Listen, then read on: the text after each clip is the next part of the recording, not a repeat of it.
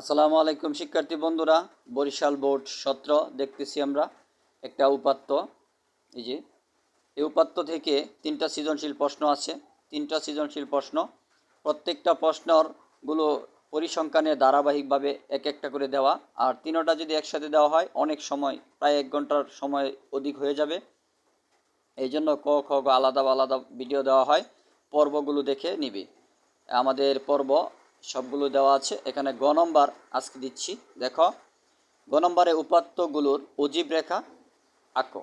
এই উপাত্তের অজীব রেখা আঁকো। অজীব রেখা আঁকলে তোমার কি করতে হবে? গ নম্বর আনসারটা দেখো। এই যে গ নম্বর, এভাবে গ নম্বর লিখে তাহলে লিখবে অজীব রেখা অঙ্কনের সারণী তৈরি করা হলো। এভাবে লিখবি অজীব রেখা অঙ্কনের সারণী তৈরি করা হলো। এনে যাই লেখা থাক, তুমি সোজা কথা লিখবি অজীব রেখা অঙ্কনের সারণী তৈরি করা হলো, বাস।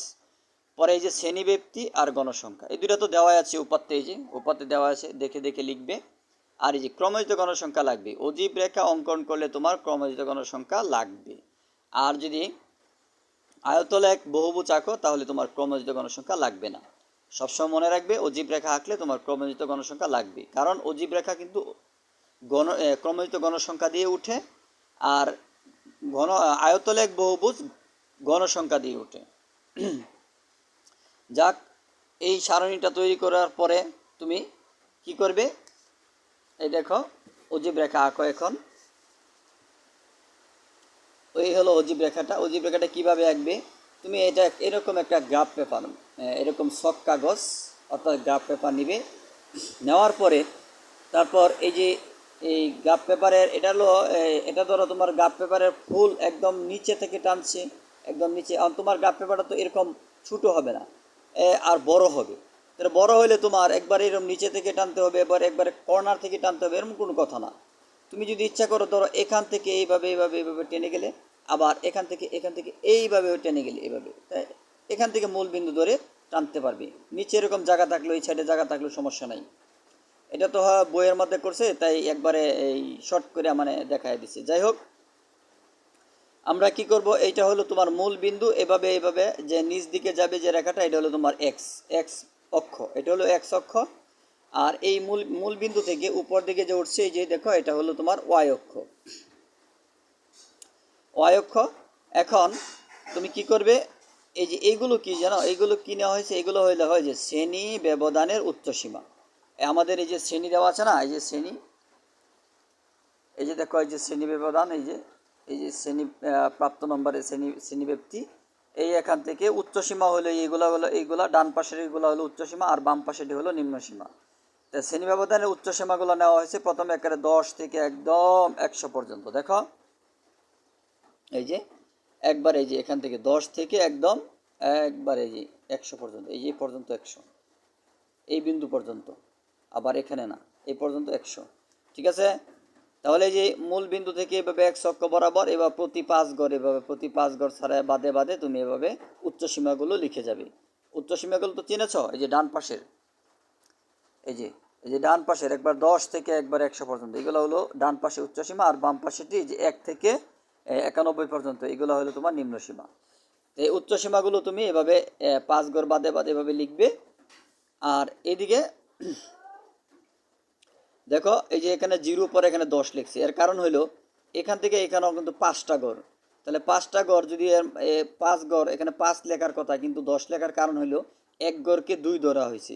এই যে 2, 4, 6, 8, 10, এই যে 2, 4, 6, 8, 10, অর্থাৎ 2 2 করে বাড়ছে, 2 2 করে বাড়ছে এভাবে।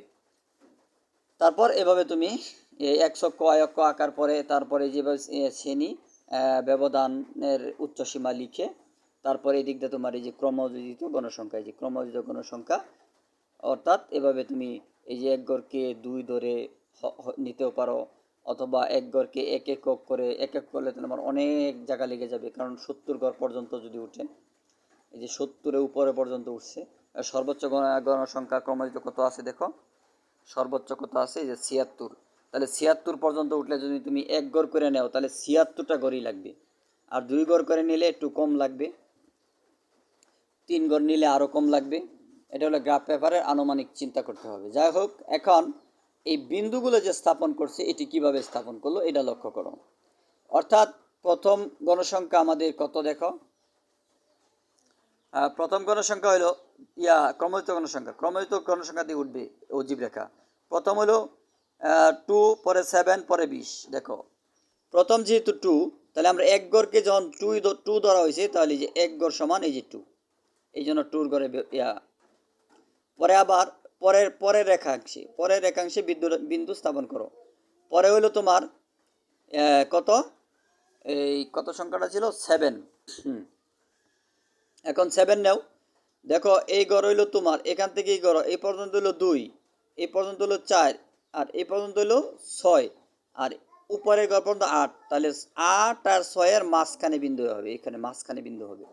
এলো 7। 7-এর পরে হইলো কত